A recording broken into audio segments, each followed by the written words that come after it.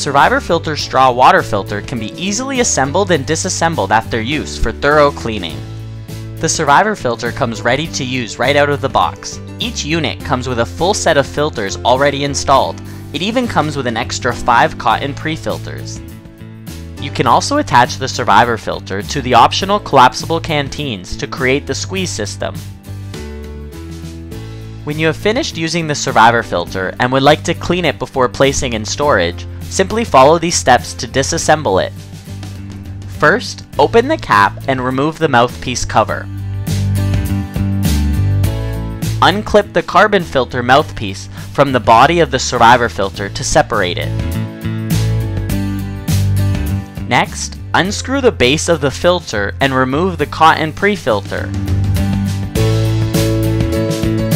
Then, push up on the base of the Ultra filter, which is located inside the Survivor filter body.